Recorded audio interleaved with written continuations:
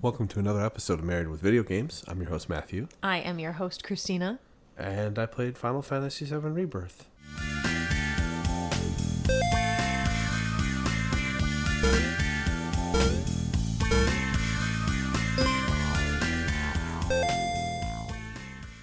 Woo, I finally beat it. It's done. I don't have to play it anymore. I can finally go play Stellar Blade sometime this coming week. We have so much to do. We've been so busy. I'm so tired. You just worked a lot this week, and then we just drove a lot for things, so our entire day was shot, and then our child fought sleeping, so we couldn't start this podcast until 9 p.m. Yeah, which is very late for us. I'm so wired right now, too. Yep. I'm going to be up till 11:30, and I don't want that at all. Yep. But it is what it is at this point. It happens. Yeah, so Final Fantasy VII Rebirth. Buckle up, buckaroos, because we're in for a wild ride, and it's not Mr. Toad's wild ride anymore. What is it? Tigger's Abyss? Is that the meme that's like Yeah. Frolicking in the 100-Year Woods, you turn the corner, it's Tigger's Abyss. That is this podcast. So I have a brief synopsis that I typed up. You continue your search for Sephiroth, this time out of Midgar. Cloud and gang learn more about their pasts and what the future holds for the planet, all while fighting monsters, Shinra, and solving mysteries of why Sephiroth wants to end the world. Hooray. In the original, I'm just going to jump right into this. Do they give a reason as to why he's trying to destroy the world? Because he figures out that he's related to Genova, and he wants to continue her mission of using the planet as a vessel to traverse the stars. Okay, so that was Genova's plan? That's what he came up with in his head. Okay. So it also still made no sense back then, but it was, 1997 or whatever. So. It made more sense in terms of the fact that Sephiroth was just there out to basically end life on the planet so he could use it as a vessel to traverse the stars. Okay. That was that. Okay. He used the black materia to summon Meteor and try to destroy the world. And you stop him before Meteor still hits. Big spoiler, it destroys Midgar. Oh, okay. In the original game. Excellent. So the city of Midgar goes kablooey. Rest of the planet's there. 500 years later from that event, there are no humans left alive on the planet. Oh. At least that's what according to lore that people say. Oh, okay. So it wipes out human civilization. It just takes time. Excellent. But Sephiroth is gone, and other species are alive, but humans are not. Interesting. Also, you are super sniffly because of the cottonwood. I am dying right now, everybody. I do apologize for my sniffles on this podcast, but it is appropriate for this podcast at the same time. Rebirth was released February 29th, 2024 on the PlayStation 5. I said mini game reviews are here. Yes. Metacritic. 92 from critics. Yep. 9.0 from users. So right around the same. Right around the same. So the positive I'm grabbing is from GameSpot. Positive and negative are both from GameSpot. GameSpot positive. Rebirth's combat is built on a proven framework, which means the underlying systems have been established and set in place. However, the addition of synergy allows the game to create conditions where careful strategies need to be employed, and they can even enable ridiculous combinations of abilities that are borderline game-breaking, but so much fun to pull off. The skill ceiling is pretty high for those interested in really pushing the systems to their limit. Seeing characters relying on each other constantly and having back and forths as they tear down enemies brings an exhilarating new depth to the way combat plays, feels, and looks. It leverages the events of Remake and the many battles these characters have gone through together to show the closeness that party has with each other, making a narrative dynamic and the linchpin of its combat, which is a little stroke of genius, is another fantastic execution of the idea that themes can be leveraged to strengthen gameplay mechanics. I barely use the synergies other than the limit break quote-unquote ones. I know. But I liked them. I did like them a lot, and I know there's a big system in there that I just didn't really want to dive in and learn. Yeah. Probably to my hindrance. Probably, but that's okay. Yep. GameSpot negative. All right. You had a hard time finding negatives. I had such a hard time. There were 0 negative reviews. So Metacritic, if you've never looked, it has good, mixed, and negative. And good is like 80 to 100. Mixed is, I think, 60 to 79. And then negative is 49 or below. Sorry. 59 or below. Mm-hmm. There were no mixed. It was all positive. So I scrolled all the way down to the bottom of the positives for like the 80s and the 85s. That's how I found GameSpot. GameSpot negative. In between these moments is where the main narrative plays out, and unfortunately is much less consistent in quality and confident in its delivery. I found the pacing of the game to be a significant issue, and it's largely due to the middle stretch being too much like the original version of Final Fantasy VII. A significant chunk of the game becomes at best a distraction, and at worst, filler. After building up steam, the main story comes to a grinding halt as the gang essentially goes on multiple vacations and makes frivolous activities their main focus.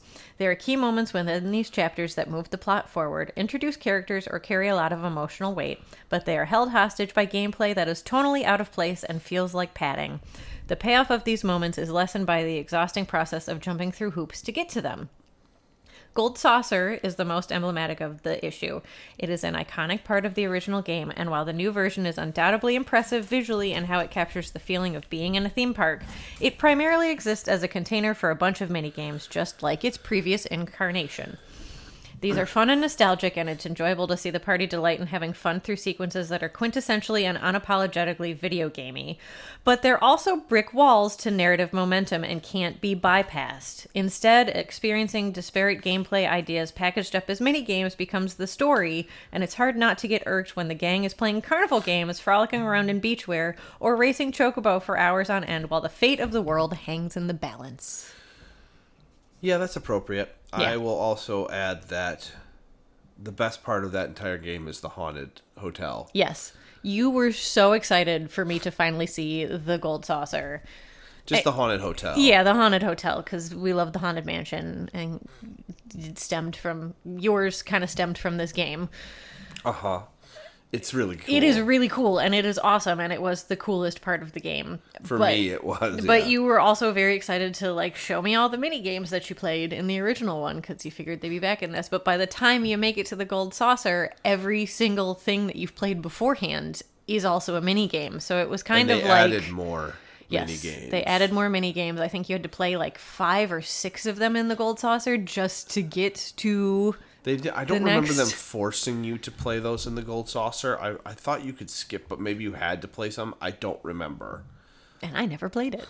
It's been so long since I played the original. But there was mini games, and you had to do some, but it wasn't even close to this. I still remember in the midst of us playing this, I was kind of scrolling through Metacritic to look at reviews, and there was a user review. I don't remember what it gave it, but it basically was complaining about the mini games, and it was like when I was dragging a can on a string to attract a chicken was when I realized maybe this game isn't for me. Uh-huh. Everything was a mini game. Everything. Yes. So we're going to complain a lot. I'm sorry. No, we're just apologizing in advance. We're going to just tell everybody. So let me just cover what the combat is, and then we can start our griping, because mostly the best part about this game is the actual combat. It's still pretty good. It's not as good. It hasn't aged very well, but it still felt okay in most circumstances. Now, we're gonna complain, but there's an ATB, which is an action turn-based, but basically you attack guys to build up a meter, and then you can do a special move, or summon, or use items, or blah, blah, blah, blah, blah. In this one, it's mostly the same, and there were slight improvements to the formula, aka the synergies, but some of the fights were not like the others, and I have a couple that we're going to say. This game's been out for a while, so full spoilers. Rufus Shinra and Sephiroth were kind of the final worst. Sephiroth? The final Sephiroth was annoying because of how effing long that fight was. Yes. Rufus Shinra is just, he changed the entire formula from button mashing, which you love. I do love my button mashing. To you have to play it like perfectly. You have to do it like time perfect. You have to make sure you only attack at the specific time. Yeah, you have to counter everything to pressure him, and then you can only hurt him when he's reloading. But if he hits you at any point, he's reloading while you're in the getting up animation. So you can't attack him or do any damage because he blocks everything. Yeah, so you have to have everything done perfectly. It's obnoxious. It's super Very annoying. obnoxious. And I hated that fight. I despise that fight. We almost rage quit the game at that point. At that time, and at the final Sephiroth, I lost twice to him, and I was like, I'm never playing this again. We even watched the final cutscenes that night. We did. I was determined not to. I woke up early the next day, and I beat it, and I'm like, okay, fine, I beat it, and I deleted it off my console. Because I'm like, I'm never doing this game in hard mode. I do not want to platinum this game. I have zero desire. This one just wasn't as fun as the first one. Like, you were very excited to show me the first one, again, because you love the original, and I know nothing about them. And I had a good time with the original. I think I gave it an 8, which you said, was terrible because you gave it a 10. Yeah, but, the original remake is so good. It's really good. It's really, really good. It had so much to offer. The story in this game, let's throw in a positive here, was still very good until the end, where it was convoluted. That's exactly what I was going and to go confusing. into. And they went the Marvel way, which I actually despise now at this point. Yes. Oh no, I actually pulled Kotaku. Do we just want to jump into the story, or do I want to do the open world.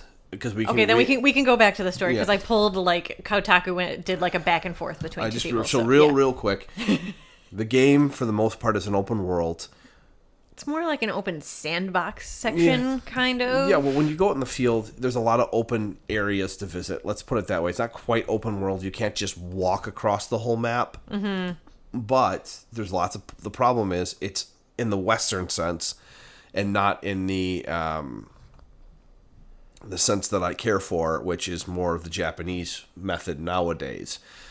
Western sense is... There's a point on the map. All of a sudden, you have to go to a tower, and it makes lots more points on the map, and you have to visit all of them. Drove me nuts. Yeah. Drove me absolutely. I despised it. Plus, moving around the map just felt choppy. The movement in this game was really, really bad, and it was choppy, and the animation was not good. I just don't... The jumping mechanics just did not flow with the look of the game, and it made it very choppy, like you said. And it just movement was clunky. The game was graphically beautiful, but it felt shallow to me. Yes. I didn't want to discover anything after a while, and I was doing everything at first, and then we hit a point where I was like, I'm done. We're done. We're not playing mini games. We're trying to get through this now. You did every single thing in the first section that you could do for Chadley, which that was fine. I think it was up to the gold saucer I did that. Yeah, once you hit the gold saucer, I think you started skipping some of the Hootberts. They were Wellspring Owls or whatever. Yes, Wellspring Owls. And once we made it to the gold saucer, you were like, this is taking us a while. I think I need to just focus on main story. And then the Rufus Shinra fight, once you beat that, you were like, we are doing nothing but main story. Yeah.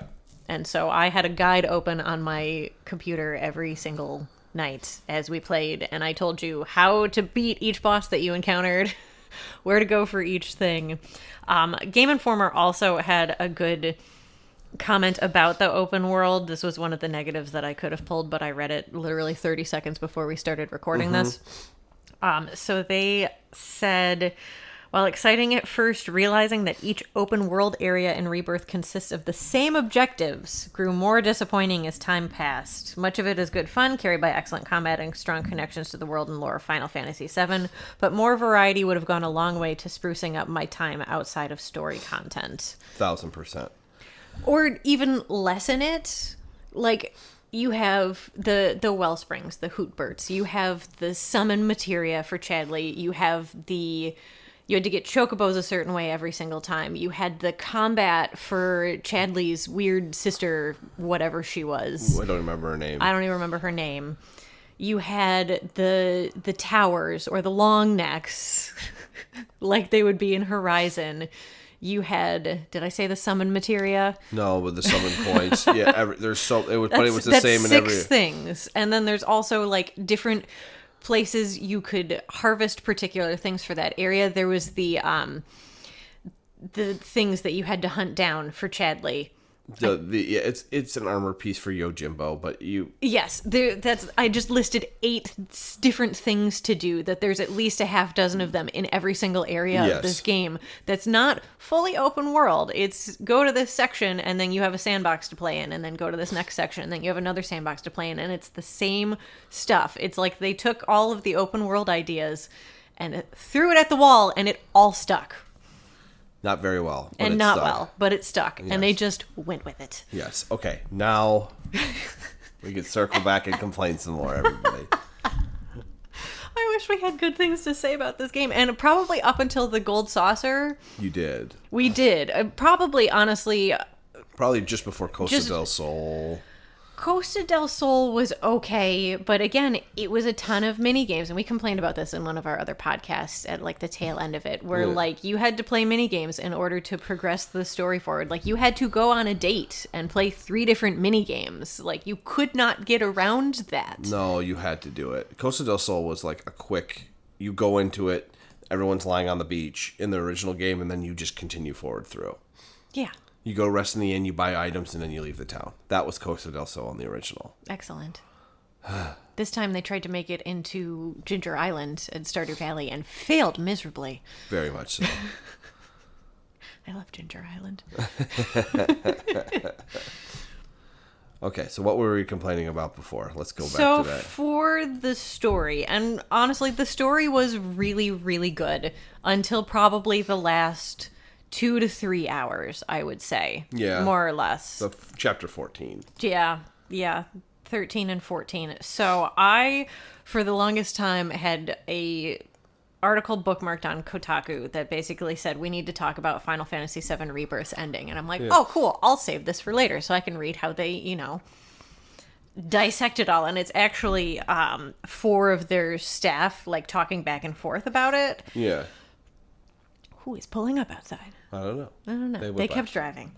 So I think two of them were like hardcore fans. One of them loved the story, and one of them hated what they did. So I grabbed part of it. I gotta find my thing over here. So KS is Kenneth Shepard, and CJ is Claire Jackson. And so they were kind of complaining about the ending. And again, spoilers, because Aerith still dies. But, like, kind how? of, but not really. And so Kenneth says, this falls into the deliberate misleading I mentioned earlier. You QTE into blocking Sephiroth's attack. The game shows his sword miss her. Then it's like, but actually, multiverse. Then blood starts appearing from a wound that doesn't exist. It gives you this moment of thinking you have defied the fate of this moment, and then it's just like, just kidding. Unless. Like, you never really see Aerith die. Everyone else sees her as dead everyone but else you. sees her as dead but you, which I know they're really trying to play into Cloud being a unreliable narrator, because you don't know, is he still under Sephiroth's control? Is this Mako they poisoning? Even show it at the end. So this is the point in the original game. I have to cut in that he's no longer being controlled. Okay. Once Aerith dies, he gets Mako poisoning at some point, and then once you get through that point, he's no longer under control of Sephiroth. He's his own person again. Or he doesn't, because he basically is being manipulated into killing Aerith, and he stops it, but then Sephiroth drops in and kills her in the original game, and that's when you're free of his control. Gotcha. Okay, that's good to know. So then Claire came back and said, I'm not sure that's necessarily what the scene is. She still dies. The message is that Cloud wasn't able to defy canon, and the original game shows Aerith after she dies anyway, so I don't think it's terribly different. Multiverse stuff aside, as I said before, if anything, it's more tragic because he, and we as players, experience a moment of possibility where that death is prevented, but it still happens. And Kenneth came back and said, showing Cloud block the attack and the sword miss her is not the same. Yes, there are thematic intentions with what happens in the ending that can be unpacked, but from a fundamental storyboarding level, the ending is misleading, poorly communicated, all in an effort to make a gotcha moment, and that gotcha makes Rebirth and remake retroactively a significantly less radical project than it was positioned as 4 years ago. To me, he's going on a rant, and I love it. I'm here for it. To me, this is a Star Wars sequel trilogy-esque pivot that has me no longer convinced Square Enix knows where they're going. You even see the weird revisionism in the patching lines in Remake just before Rebirth launched to fit the new direction. Oh, there was patching in the... Apparently. I did not know that. I can probably go find that. It is, as friend of the site Jesse Vitelli said in his review over at Shack News, writing the game in pencil so they can erase and change it later. I don't know if Aerith needed to live, but the deception in the weirdness, because you, like, is she alive? Like, Cloud sees her. He talks to her. Because at the beginning of this, because somebody was like, okay, somebody who actually knows what's going on, please explain it. So Jen Glennon, the editor-in-chief, said, Cloud follows Aerith into the Forgotten City. Even though everyone he's with knows he probably shouldn't be left alone with Aerith or anyone else. Timeline overlapping multi-round boss fights ensue. Cloud teams up with both Aerith and Zack, because we have not talked about Zack, to fight Sephiroth and wins, but Aerith still dies. Only now she appears as a kind of force ghost to Cloud, who acts weirdly cold when everyone else is justifiably heartbroken about their friend's tragic demise. Also, Cloud still has the black materia and remains extremely horny for it, which is new. And there you go. That's Final Fantasy VII Rebirth. See you in 5 years. Yeah, I don't I'm so confused. Yeah, I'm not. And this was the only article I read about it because we were so angry once we finished it that I didn't care. Like, I watched him put the black material in his hair. I'm like, oh, okay, so he's still a puppet. Like, yeah, so is he still a puppet? Is he an unreliable narrator? Is it degradation from being a soldier? You know what the best part is? I don't even care. I know. And I asked you after you beat Sephiroth, I'm like, are we going to play the third game? And you're like, I don't know. I don't have a desire to now. Not at the moment. Maybe no. in 5 years, and after reviews and user reviews. I don't even think I'm going to pre-order it. I think I'm just going to let all the reviews do the talking at that point in time, because I felt deceived by this game. I have a question. Yes. This is the look on your face. So, this might be a very loaded question, and I have not prepped you for this beforehand, and we can go as in-depth as you want, but what were you kind of expecting out of the story for this game? Like, if this was your story to write, what would you have done? Because they basically follow, like, all the same beats, but it's like, oh, these fates are battling. But nothing really changes. I liked a little bit of adding some details that they did. I actually didn't dislike them adding the people that fought at Cosmo Canyon. I don't remember their name anymore. But the people where you went through that weird ghost village and talked to that guy. Yeah, all those old dead soldiers. Yeah, I didn't mind that aspect because I actually found it fascinating to get some more information on the people that invaded the planet a long time ago.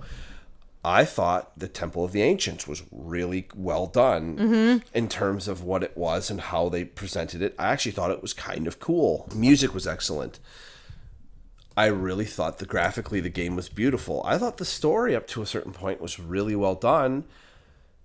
I don't necessarily think I needed Aerith to live, but I didn't need it to be so freaking convoluted in the end. And I also, if it was me, I don't like the idea of Cloud being corrupted through and through to the very end of this game, or becoming a bad guy and Zack taking over is my assumption of what's going to happen, or B, I just don't like the concept of like everything kind of looping. And I felt what was really cheap to me in this game was Biggs being alive. Like they showed him being alive in the universe, but it was Zack. an alternate universe. It wasn't where he was, and then he still dies anyway. It was like, what was the point? What was the point of even having him around? For me, that was harken back to Star Wars. What was the point of freeing all the creatures on the planet and getting the guy just to fail instantly afterward and be deceived? And then what was the point of, if you could have shot light speed through a whole freighter and blew up the entire Empire forces because of that. Why not do that? Why not just have taken a single suicide person and done that and just eliminated all of them? Homer, Mr. Burns can't see you winking. There's a lot of hand gestures. I don't understand the direction that they're going here. I agree with it. There's this. It's so convoluted. It was so confusing. I don't understand. And I've let a lot of people on.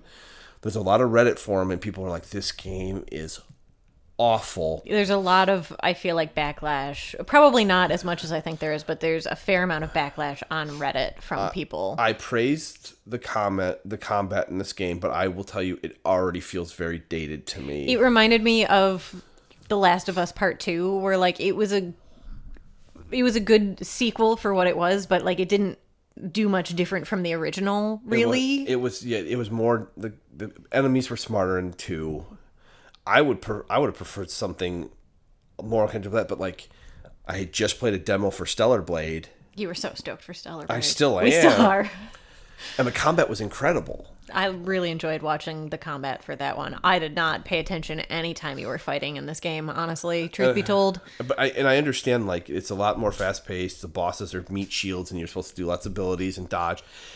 The game's controls were not intuitive for that. And I've watched people expertly do this game, and I just don't have it in me to do it. And I was not blown away by anything here. And it felt like a lot of promises, a lot of good things. If Aerith had lived and Cloud had died, I would have been happier that moment. Kotaku actually talks about that, where they had, like, in the midst of all of the various final boss battles in the last chapter, there's like a solid hour-long stretch where you really think that, like, they're going to kill Cloud, Aerith's going to stay alive, and then you're going to play the third part as Zack, which would be freaking sweet. I'd be in for that. It would have been I don't very even different. know Zack, and I really liked him. I would have loved something like... I would have been really upset, but I would have been really like, oh, that's different. It's very different. I thought that's kind of what they were going to do with this, because they put, like... The first one ended on such like a cliffhanger of like, oh my god, what are they going to do for the next one? I'm confused by the clear materia and losing the white materia. Oh yeah, I didn't again. look into any of that. What was the point of losing that materia again? Like, there's no significance to it. Yeah, I don't fully understand. We don't understand. There's nothing to it, and he's got the clear material. Like, what's the point of it? Yeah. They tell you nothing, and they'll probably go into something in the third if they even have an idea. I think this game lost me story-wise because, again, I didn't know anything about the original game. I don't know anything about the story except that Sephiroth kills Aerith. Literally didn't realize that, like, he brings a comet down to destroy the planet. I literally know absolutely nothing about the original, so I didn't know that Cloud was, I got that he's Sephiroth's puppet. I didn't know to the extreme. So where this lost me was when he pushed Tifa into the Mako Lake. And I was like, no, thank you. That didn't even happen in the original game. No, exactly. And you could just tell. And then that whole sequence of like her being in the weapons, like belly materia, like seeing the fates fighting each other in the life stream. Yeah, it was very strange. It was very, very weird. And like Alan Wake 2 did some weird crap, but that was just... Alan Wake 2 made more sense Alan to me. Wake 2 made more sense than this game. And then my third category for this, while we're ranting, is minigame hell. I said this game has more minigames than Mario Party, and it isn't a good thing. Yeah, we did kind of rant about that already, but we can go back to it because I also have a comment. I would like to say I gave up on the very good minigame, which was Queen's Blood. That's what I had to say. I loved Queen's Blood. I actually found, even when I lost, I was like, oh, I want to do more. I want to play this. Queen's Blood started as like, oh, this is super straightforward for like the first 2 towns you go to. And then you got to that 3rd town and we were both like, oh. Yeah. Like it got really intricate and really complicated. Not like a Magic the Gathering kind of insane complexity, but like enough for like to make you stop and have to think. Like you ended up having to make, I think, 5 different decks at one point. Yeah, just because to play against certain players, you need specific board types. Like that one backwards one, that was sweet. Like that was very, very creative. So kudos to Square Enix for that. That game was cool. And that's about it. But for the most part, I didn't want to play any of them after a while. No. I was ready to be done. Like, the frog one was a little annoying. There's so many things I was just like, I just want to get through this game. And you slow down, and then you get slowed down again. I didn't even mind the gold saucer, to be honest with you. I didn't dislike the mini games there. I just was like, We've played enough already at that point that I was kind of like, oh, okay, more mini games. If there was a lot less mini games, let's say they just had Queen's Blood. This is a question for you. If they just had Queen's Blood, and then Costa del Sol, maybe one or two, but then you get to the gold saucer, and that's the majority of the mini games. That would have been fine. That would have been perfect. The minigame I actually liked from the original one was the chocobo breeding, basically. Oh, yeah, you had to breed the to catch particular... 2 of them. You brought them to a farm. They had to make a new chocobo. That chocobo, when it hatched or became, you got a chance of it being an upped rarity, and it was better at doing things. So you would start with the 2 yellow ones. Yes. I think you had a chance to make a green or a blue from off of those.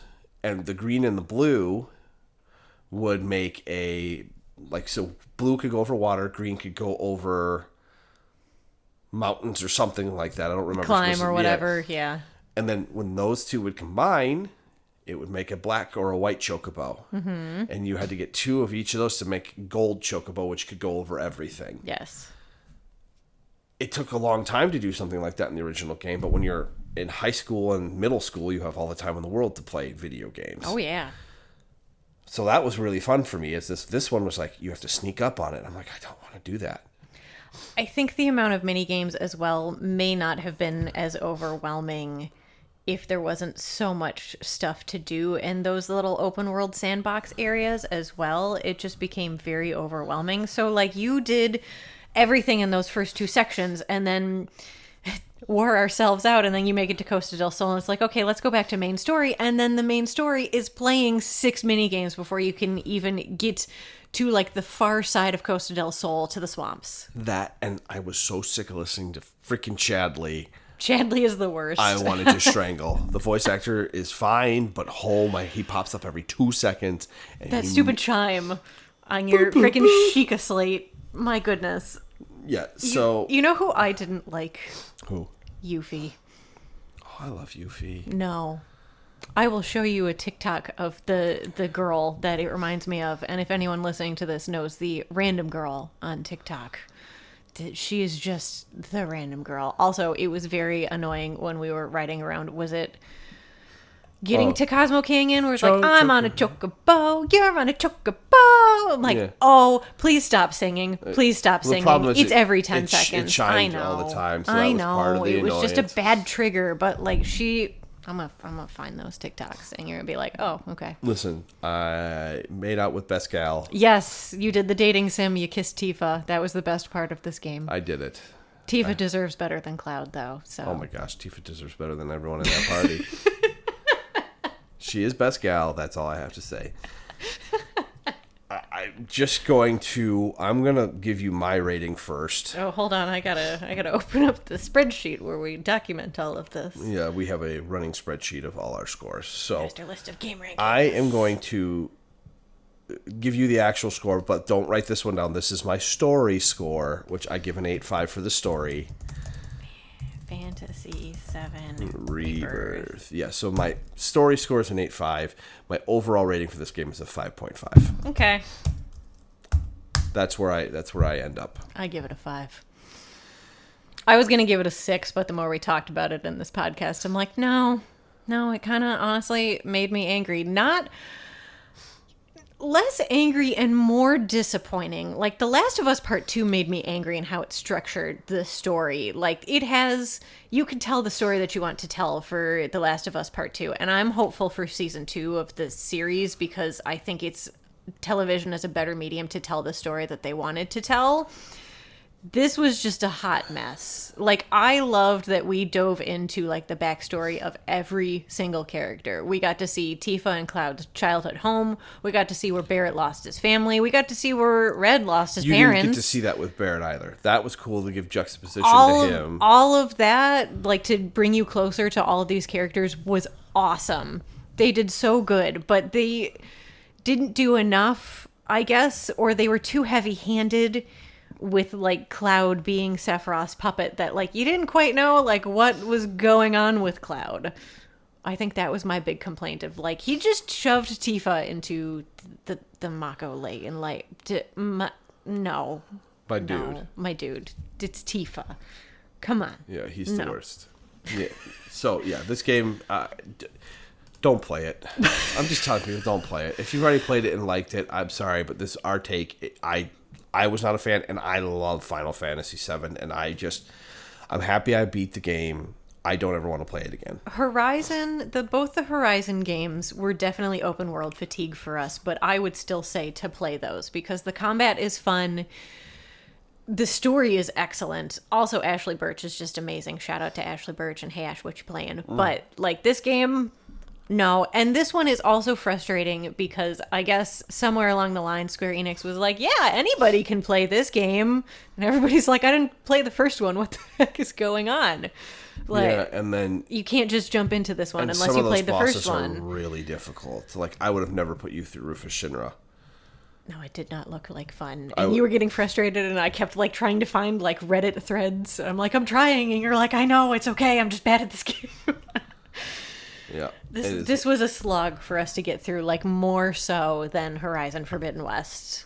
It was rough, everybody. It was not great. And if you liked it, I'm very happy for you, but this was unfortunately not our cup of tea, and we had such high hopes for this game. Yeah, this was a letdown. Especially with how good I forgot to say, the one thing about this game I liked the best were when you weren't in the open world, where you were forced parties. That was the best part. That's why the first one was so good. They didn't try to make it open world. You kept on a linear path with a specific party. Yep. That's what I like the most. That's what I actually like the most. When they did that in this game and forced parties on you, I liked that better. I don't know why, I just did. So I'm leaving it at that because I'm just getting angry at this point. Angry again. So we're married. We're at Gaming Marriage. We're married. Yeah, we are married. We're gamingmarriage@gmail.com, and we're still playing Hades 2, but we already did a little early access review. So we will do when they actually release the game, we'll cut back into that. But that game is really well done. It's a lot of fun. And I think that is also our problem with that came into early access, and I jumped into that, and we're like, oh crap, this is a lot of fun. I don't want to go back to Final Fantasy. And so I'm going to start playing Stellar Blade over the next couple days, and I'm probably going to take my time with that. So we're going to find something else for you to play in the interim, because I really want to enjoy Stellar Blade, and I think that's a game that I will actually enjoy doing the stuff on the side, like the side quests and stuff. Tap. How long is Stellar Blade? 21 and a half hours. How long is it for 100%? I'm not going to probably... 54 hours. Oh, that's actually really fine. I think you ended up, if anybody's curious, I think you ended up sinking about 65 hours into Final Fantasy VII. Yes, and if I had just done the story, it probably would have been like 45. 45 or so. It's a long game. It is a very long game. It's its own thing. Yeah. If you enjoyed it, kudos. I want them to make a real life Queen's Blood. I would probably play that. That would be a lot of fun, actually. Yeah, I would actually enjoy that. All right, everybody. Best of luck to you. Bye. Don't play Final Fantasy Rebirth. Don't do it. Bye.